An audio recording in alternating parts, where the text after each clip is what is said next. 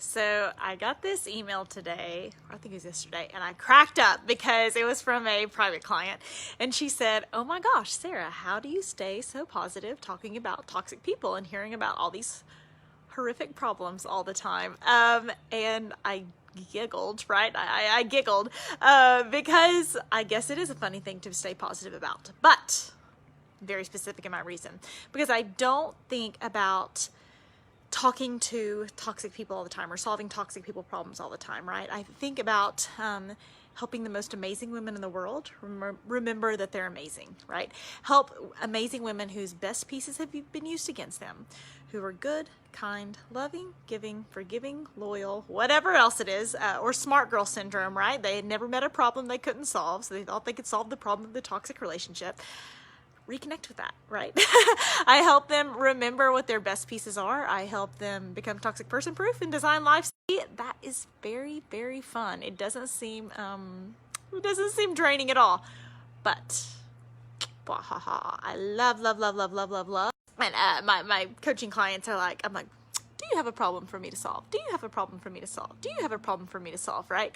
And toxic people are a huge problem, and they're also kind of an unsolvable problem in some ways, right? So, but we just keep like beating our head against the door and like, oh, maybe if I say it again, the toxic person will hear me, or maybe if I try again, then it'll all work out, right?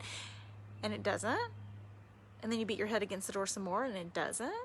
And then you beat your head against the door again and again and again, and then you come off bloody and, oh, why won't they hear me, right? Because they don't have ears to hear. Stop throwing a baseball to someone who doesn't have arms, right? They're not going to catch what you're throwing them.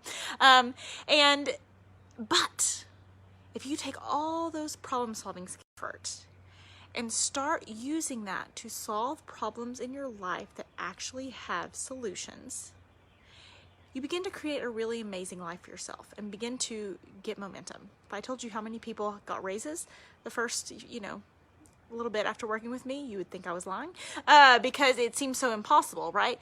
But it's like, even during COVID.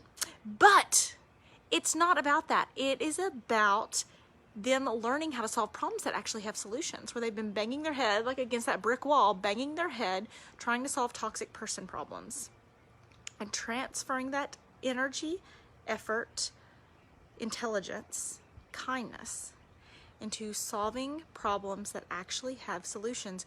You gain momentum in your life very, very, very quickly. And it's not because I'm an awfully darn good coach. I'm very proud of my work.